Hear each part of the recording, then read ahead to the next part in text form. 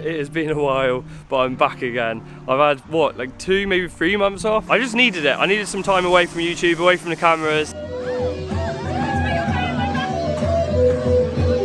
It's been really good for me, but I'm back and I'm going to be filming a lot more. I kind of need to give you an update of what we've been doing for the last few months.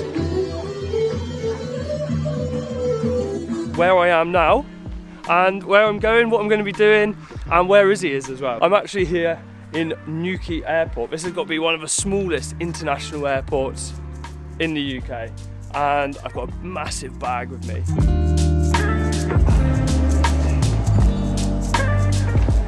Ideal, thank you very much. All right, have a lovely flight. You too. Oh, well, have a nice day. Mostly like batteries and stuff. I'm all checked in and I'm ready for my flight, and I'm catching it alone. I guess I should put everyone's mind at rest. Me and Liz are still together. Having said that, I am going to be spending quite a lot of time on my own if all goes to plan. Last time I spoke to you, we were full steam ahead, going to rent a place in Ireland, and Iz has already told you guys that we didn't go for it. I think when I got back to the van after going to Ireland, and I love that place so much, but I was feeling really burnt out, really tired. I was feeling really anxious every time I got the camera out. Instead of being excited for the place, I was worried about committing to making videos non-stop and to like chasing money in YouTube. And like, I love making YouTube videos, but I don't really enjoy turning it into a job, turning it into a business. Like, that's why we did it, was to try and escape all that stuff. And it just felt like we were going down like a bit of a funny route, and I feel much better for having had that break. Isabel's busy for the next 3 months. Weddings, hen-dos, all sorts of stuff. She needs to earn some money for that, pay for it, so she got a job. Since being back, 2 things that I was doing, traveling and making YouTube videos, and I wasn't doing either of those. I just felt really lost, really directionless. I needed a challenge, I needed something to relight my fire, so I've come up with an idea.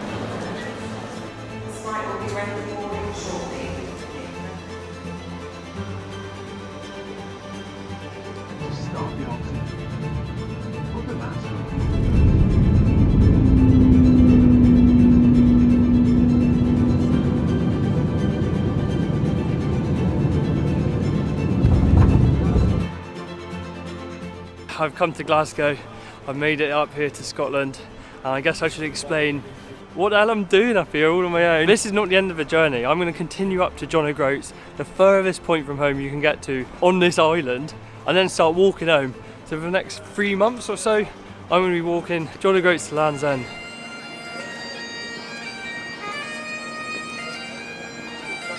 Before I start this hike, I'm going to stay with my mate here in Glasgow for a couple of days. Just to edit this video and to get the last few things ready, and then I'll be heading up to John O'Groats and starting this big hike. My mate lives about an hour outside the city centre, and I've decided to walk just so I can test out walking with a bag, because it is very heavy and I haven't hiked with a big backpack since we were in Nepal last year. Yeah, I've always wanted to do like a long distance hike like this, so it just seemed perfect. And I'm taking a very challenging route. I'm really going to push myself.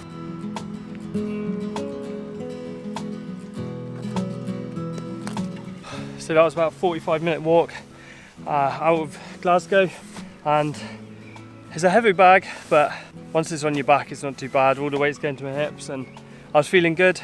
I've been actually very nervous about this trip. I've picked a difficult route. I've not picked a standard route that most people take. Particularly the Scottish section is going to be very remote, a lot of climbing, and I'm going to have to carry multiple days' food. Now I'm actually here.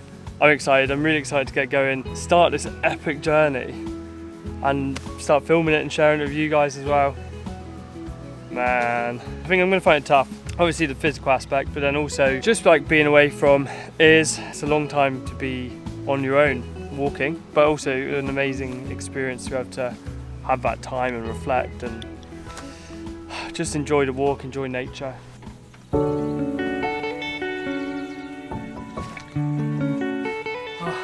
I made it to my mate's house. He is actually still at work, so I've just made myself at home, let myself in, he left me the keys. I'm taking a pretty unusual route, so it might be quite interesting for you to see where I'm going, to get an idea of the videos which are going to be coming out over the next few months. Before I do that though, I just want to say a big thank you to our sponsor Surfshark. They've been sponsoring us for quite a long time now and have kept us on the road.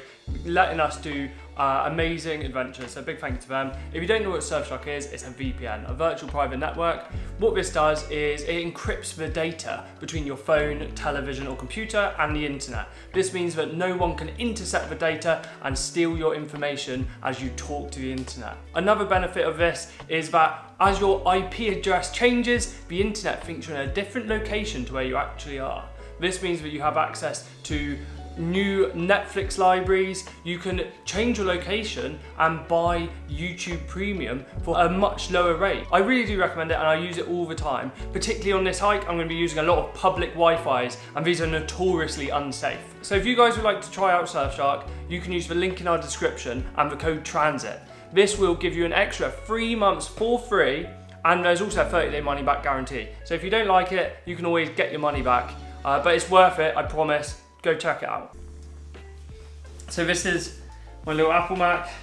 I'm going to be doing all my editing on. I'm going to have to take that with me as well. So I only came up with the plan to do this walk a couple of weeks ago. And since then I've been really busy trying to get all my kit together, trying to work out what I need, and also trying to plan my route. The route I am going to take is quite different to what people normally do. Usually people travel down the west coast of Scotland down to Inverness and then follow the Great Glen. The problem with this for me was that this first stretch is not particularly nice walking and not particularly interesting, and a lot of it's on an A road. So instead of following the coast down, I'm going to head west, head towards Ullapool, and this is some of the most remote areas in the whole of the UK. It's really wild and very barren out there. And then I get down to Ochil Bridge, which is about here, just above Ullapool, and this is where I join on the Cape Wrath Trail.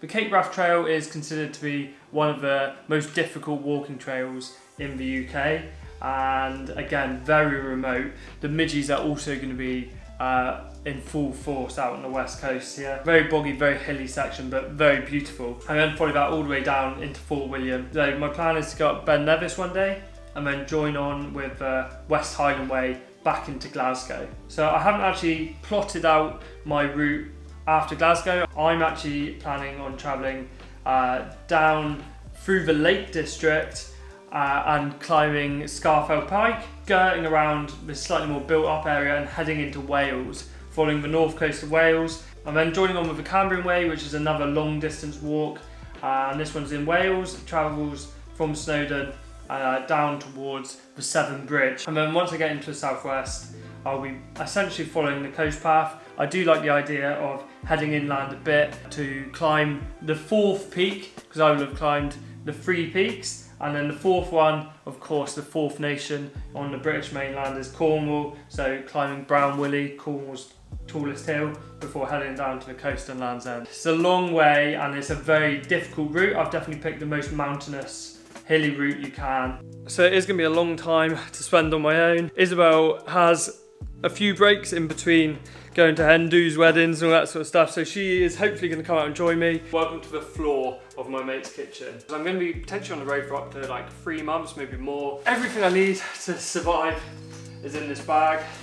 So first of all, the bag itself is 70 litres and it's an Osprey bag. I got it when I was 18 to go hitchhiking, and it's seen quite a lot of action already, but it's still holding up really well. The first category of things, the stuff I'm actually going to use for camping. I've got an inflatable air mattress,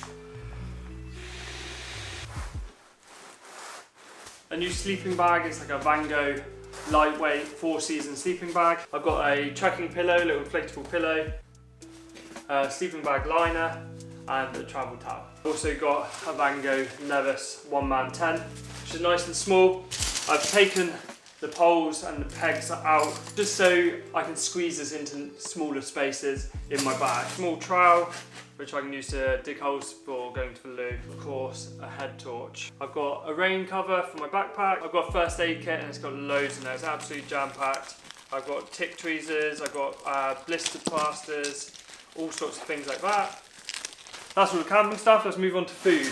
So the route I'm taking is really isolated. There's really not much out there. I'm gonna have to carry with me quite a lot of food. I've unpacked all the food I'm bringing to start with. For every day, I've got porridge oats, muesli, seeds, nuts, desiccated coconut, a bit of sugar, just to give me that boost in the morning. And then in the daytime, I've got these packets, which are like trail mix, Scroggins sort of stuff, with like peanuts, chocolate, some like vegan gummies, one of each of these bars. And then I've got some couscous packets. So I've just got couscous with some dried mushrooms. And then I've also got some of these like pre-made ones. They're a little bit heavier. And then I've also got some super noodles and extra virgin olive oil to get some calories in. So yeah, this should be around about 6 days worth of food. This is really heavy, but obviously it gets lighter as you go. For my cooking setup, I've got a small titanium pot with a lighter and like a medium-sized gas can. The stove itself is this really tiny little titanium stove,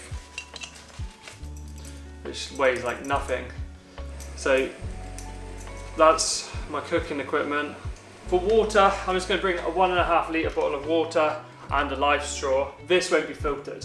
So if I'm cooking with it, I will need to boil it for like a minute. For hygiene, I have a bar of soap, smidge, because the midgies out in Scotland are savage, a bag of talcum powder for my feet, toothpaste, a toothbrush, a little bit of deodorant. Clothing wise, this waterproof jacket, which is just from Decathlon, a spare microfiber t-shirt like this one for the evenings. I couldn't resist.